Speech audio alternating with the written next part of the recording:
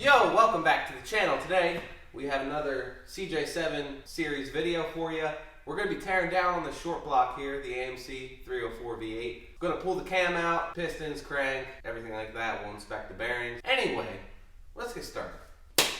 If you've seen the previous teardown video, you'll know that we got the heads off, intake. Front timing cover is off, so now we're ready to get the cam out of there and the timing set pulled off. Yeah, let's get started. So we'll go ahead and get our crank bolt out of there. And then there's another bolt here that holds on the distributor gear. Now that gear should just come right off, maybe. Oh man. So the distributor gear is keyed to go right over the cam. So you can see the key in there. Now the timing set should be able to come off. I'm almost maybe sure that the gears are supposed to kind of just pop right off. But it's tight, I can't get it off. So we'll see if this puller can help us out a little bit. That seems to be working all right. I think I can get it by hand now. There's the cam gear and the chain. Now we can go ahead and yoink that cam out of there.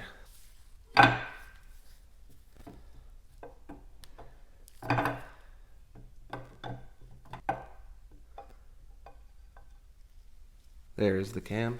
Before we turn the engine over here and get the oil pan bolts, we'll make sure all the oil is out. Turn the engine here, help it along a little bit. So we'll let that drain out. Plenty of coolant still left in the block too. Dang it. All right, let's get it turned all the way around. Oh, look at all that. Holy crap. That was some dirty coolant right there. Yikes. All right, got her upside down. Welcome to the bottom of the engine. Is that a missing motor mount plate bolt? Probably. Speaking of that, we'll get the other two of them off. Do a little science experiment here. Oh yeah, that's a missing bolt. Okay, add it to the list. I'm gonna do the same thing on the other side. Motor mount plate off over there. Hey, we got all three over here. Now I can go around and get all the oil pan bolts off.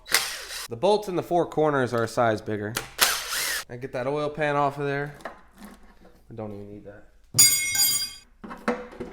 Oh yeah. Oil pickup tube is just threaded into the block. Should be. All right, now we can, oh, damn it, the radio. It's a shame, I love that song. We can go ahead and turn the engine over. We're gonna start taking off the connecting rod caps, like I did on this one already. The pistons are out. So we're gonna turn it over. So they're at the top, like such. Take off the nuts. Once we take these off, I'm putting them over here on the workbench in order of how they came off exactly. Now, if these don't wanna just pop right off, we can just give them a little tappy, tap, tap, taparoo on the side here. Making sure, there's the cap, making sure we pull out the bearing also.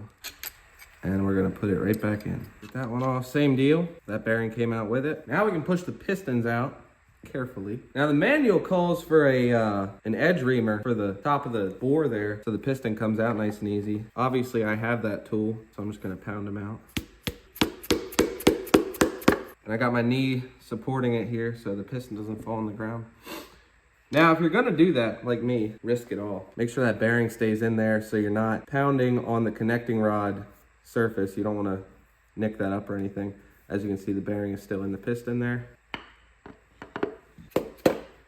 There's our other piston, bearing still in there. Let's go ahead and do that again. Moving on forward. You know the drill. Now after I get these off, I'll move the camera so you can see the pistons coming out at the bottom.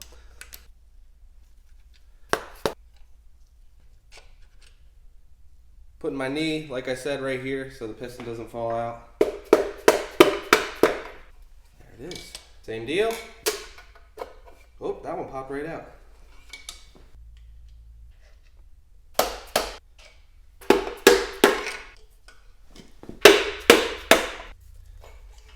With all the pistons out of there, the crankshaft can come out. So we just need to unbolt all the caps for the main bearings. Probably gonna be tight. Well, how the heck?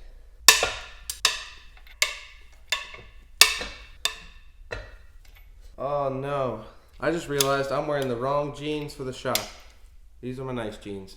Courtney's gonna be pissed. Got them broke free. Now, all these caps are stamped from the factory, 1, 2, 3, 4, 5, with arrows pointing forward. Still a good idea to put them in order on your bench.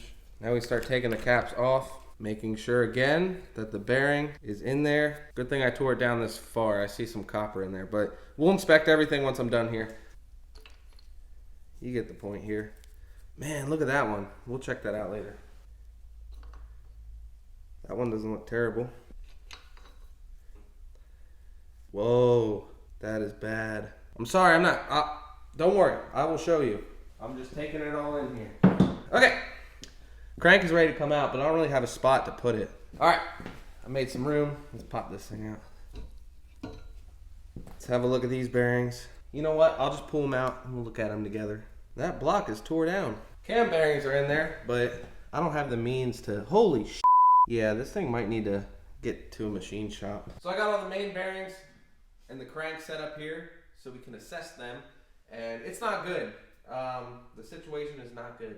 So come check these out, and then we'll check out the cam bearings in the block. Got all the bearings laid out. These are obviously the caps for the crankshaft, and then these are the ones that go in the block. Now, if you see copper, that's bad. And all the bearings in the caps have exposed copper in the middle and on the edges. These don't look too bad. The ones that were in the block, they definitely have some pitting in them. I mean, like, they still need replaced, but they're not as bad, I should say. The first one here has some copper showing, as you can see. But the last bearing cap here, where the rear main seal is, it has very defined scoring in it.